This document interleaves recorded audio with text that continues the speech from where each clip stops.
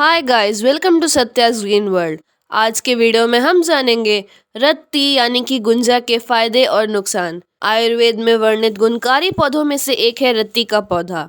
इसे सामान्य बोलचाल की भाषा में गुंजा के नाम से भी जाना जाता है। यह तार की दिखने वाली बेल या लता के रूप में बढ़ने वाला पौधा है जो दुनिया के उष्णकटिबंधीय और गर्म क्षेत्रों में बहुतायत में पाया जाता है। इस पौधे के बीज लाल रंग के लेकिन विषैले होते हैं और इसकी पत्तियां इमली के पौधे जैसी दिखती हैं। रत्ती के पौधे का वैज्ञानिक नाम एब्रस प्रिकेटोरियस है, जो ग्रीक भाषा से लिया गया है। एब्रस का मतलब है सुंदर, आकर्षक, जबकि प्रिकेटोरियस का मतलब है प्रार्थना करना। इस पौधे को रोजरी पी के नाम से भी जाना जाता है। सदियों से रत्ती का प्रयोग पारंपरिक चिकित्सा और विभिन्न स्वास्थ्य संबंधी समस्याओं के इलाज के रूप में किया जाता रहा है। टेटनस, सांप काटने और ल्यूकोडर्मा ऑटोइम्यून बीमारी में त्वचा का सफ़ेद धब्बे जिसमें दिखाई देते हैं, जिसे विटिलिगो भी कहा जाता है, जैसी बीमारियों के इलाज में रत्ती को काफ़ी प्रभावी माना गया है। रत्ती या गुंजा से होने वाले लाभ के साथ साथ कई प्राचीन भारतीय ग्रंथों में इसे जहरीला भी बताया गया है और इसलिए इसके उपयोग के पहले इसे शुद्ध करने के तरीकों के बारे में भी ग्रंथों में बताया गया है। शुद्ध किए गए गुंजा के बीज का स्वाद कड़वा और कसैला होता है। यह कफ और वात दोष को ठीक करने में भी मदद करता है। यह फैबेसिए कुल का है, जिसे jequirity bean, rosary pea, precatory bean, crab's eye, गुंजा, मुलाटी, रति, Buddhist rosary beads, Indian liquorice root आदि कहते हैं। इसका संस्कृत नाम रक्तिका, गुंजा और काकांती है। इसके बीज, जड़ और पत्तियां प्रयोग में लाई जा सकती हैं। रत्ती का पौधा मूल रूप से भारतीय है और यह देश के मैदानी और हिमालय के क्षेत्र में पाया जाता है।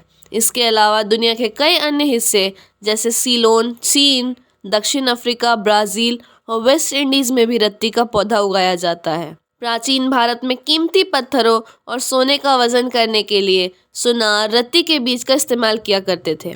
इस पौधे के एक बीज का वजन एक रत्ती यानी करीब 125 मिलीग्राम होता है। हालांकि आधुनिक समय में इसके बीज का वजन 105 मिलीग्राम माना गया।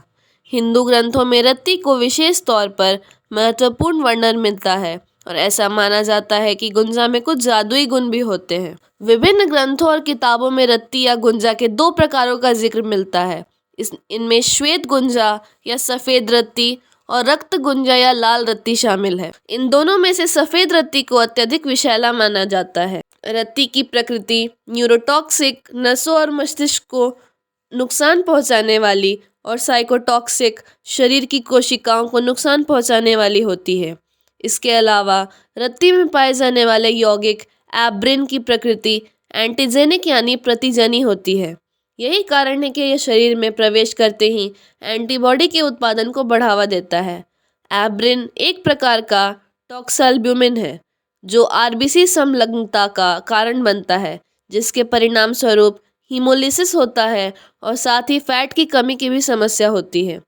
गुंजा में पाए जाने वाले विषाक्त पदार्थों के संपर्क में आने से गैस्ट्रोएंटराइटिस, निर्जलीकरण और शौक की समस्या हो सकती है। इसके अलावा अगर गुंजा के बीज को निगल लिया जाए तो यह गैस्ट्रोइंटेस्टाइनल ट्रैक्ट, जठरांत्र पथ, किडनी, लसिका तंत्र, स्प्लीन, तिल्ली और लिवर सहित कई अंगों को प्रभावित कर सकता है।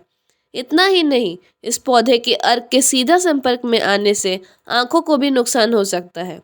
रत्ती या गुंजा के कारण होने वाली विषाक्तता के निम्नलिखित लक्षण हो सकते हैं: मुंह और भोजन की नली में जलन, सांस लेने में तकलीफ होना, उल्टी के साथ खून आना, पेट में गंभीर इन्फेक्शन, गैस्ट्रोएंटेराइटिस, उल्टी आना, पेट दर्द आदि।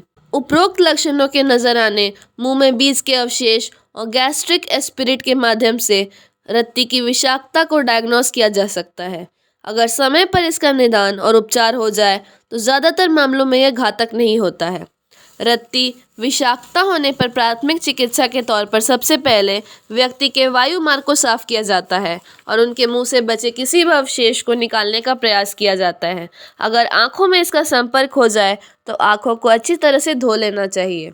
जिन लोगों को इस प्रकार की विषाक्तता हो जाती है उन्हें एंटी एब्रिन इंजेक्शन दिया जाता है ताकि विषाक्तता के साथ ही गैस्ट्रिक लैवेज की समस्या भी दूर हो सके। इसके अलावा रत्ती या गुंजा विषाक्तता को दूर करने के लिए घरेलू उपचार के तौर पर अमरंथस स्टेनोसिस, अमरंथ या राजगीरा के जूस को मिश्री के साथ दिया जाता है। जैसा कि हमने वीडियो में आपको बताया कि कई ग्रंथों में रत्ती के बीज की विषाक्तता को दूर करने के लिए भी उपाय बताए गए हैं। ऐसा ही एक उपाय है, रत्ती के बीजों को कॉटन की थैली में रखकर गाय के दूध में लगभग 6 घंटे तक उबालने से इसकी विषाक्तता दूर हो जाती है और औषधीय उपयोगों के लिए यह बीज पूरी तरह से साफ हो जाता है। दिलचस्प बात यह है कि रत्ती के बीज और पत्ते पोषक तत्वों से भरपूर माने जाते हैं और देश के कई हिस्सों में तमाम प्रकार के स्वास्थ्य संबंधी लाभ के लिए इसे प्रयोग में लाया जाता है। आयुर्वेद में रत्ती के पौधे को माइग्रेन के इलाज में इस्तेमाल किया जाता है। चूहों और मेंढकों पर किए गए अध्ययन में पाया गया कि यह पौधा सेरोटोनिन के स्तर को प्रभावित करता है, जो माइग्रेन के कारण होने वाले सिरदर्द को नियंत्रित करने में मदद करता है। सेरोटोनिन एक न्यूरोट्रांसमीटर है। यह दर्द, मूड और नींद को नियंत्रित करता है। सेरोटोनिन रक्त वाहिकाओं के फैलने और सिकुड़ने को भी प्रभावित करता है। सेरोटोनिन स्तर में परिवर्तन माइग्रेन की समस्या का कारण बन सकता है। भारत में किए गए एक अध्ययन के अनुसार रत्ती के पौधे में मौजूद 5 अलग अलग यौगिक माइग्रेन के कारण होने वाली सिरदर्द को रोकने में फायदेमंद हो सकते हैं। हालांकि इसमें एंटी माइग्रेन प्रभावों को जानने के लिए अभी और अध्ययन की आवश्यकता है। गठिया के रोगियों को जोड़ों में सूजन और दर्द की समस्याओं का सामना करना पड़ता है। आमतौर पर दवाओं और थेरेपी के माध्यम से इसका इलाज किया जाता है। चूहों पर की गई एक स्टडी में इस बात के संकेत मिले हैं कि रत्ती के अर्क में एंटी इन्फ्लेमेटरी एक्टिविटी होती है, जो गठिया को मैनेज करने में असरदार हो सकती है। रत्ती के पत्तियों को पानी में घुले हुए अर्क का उपयोग करते हुए एक दूसरी स्टडी में एल्बिनो चूहों पर भी इससे मिलते जुलते नतीजे मिले थे। हालांकि नैदानिक अध्ययनों की अनुपस्थिति के कारण मनुष्यों में रत्ती के पत्ते कितने प्रभावी हैं, इसकी पुष्टि नहीं की जा सकती। पारंपरिक तौर पर तिल के तेल में रत्ती के बीज के पाउडर को मिलाकर लगाने से एलोपेसिया और बालों के झड़ने को रोकने में फायदा मिलता है।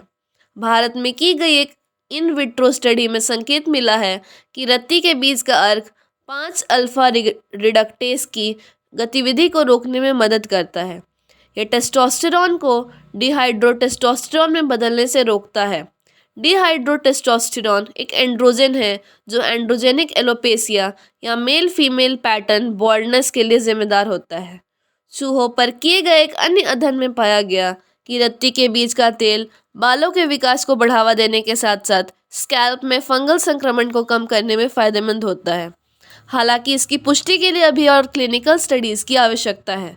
बालों की झड़ने की समस्या या एलोपेसिया के इलाज के तौर पर गुंजा के बीज के तेल को प्रयोग में लाने से पहले आयुर्वेदिक चिकित्सक से सलाह जरूर लें। कई अध्ययनों में रत्ती पौधे के अर्क को एंटी कैंसर और एंटी ट्यूमर गुणों से युक्त बताया गया है। चूहों पर किए गए अध्ययन में इसके संकेत मिले हैं।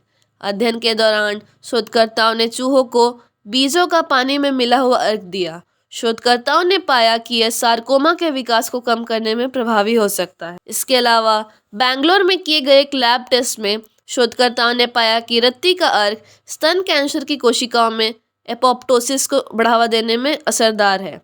MCF7 स्तन कैंसर सेल लाइन पर किए गए एक अन्य अध्ययन में भी इसकी पुष्टि हो चुकी है। रत्ती के पौधे को पारंपरिक रूप से कुत्ते, चूहे या बिल्ली जैसे जानवरों के काटने या खरोंचने से हुए घाव और टेटनस के इलाज में प्रयोग में लाया जाता है।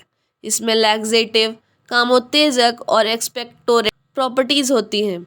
रत्ती के पौधे की जड़, पत्तियां और बीजों में कई सक्रिय यौगिक भी पाए जाते हैं जो इसके औषधीय गुण प्रदान करते हैं। पौधे के विभिन्न हिस्सों को उपयोग में लाने से पहले इन्हें साफ और शुद्ध किया जाता है ताकि इसमें मौजूद विषैले तत्वों को हटाया जा सके। आइए रत्ती के पौधे से होने वाले स्वास्थ्य लाभ के बारे में जानते हैं। मलेरिया एक प्रकार का संक्रमण है जो मादा एनोफिलीज मच्छरों के काटने से फैलता है। बीमारी फैलाने वाले मच्छरों की लार ग्रंथियों के माध्यम से मलेरिया के परजीवी इंसान के शरीर में प्रवेश करते हैं और फिर उस व्यक्ति में बुखार, सिर दर्द और कंपकपी जैसे लक्षण दिखाई देते हैं।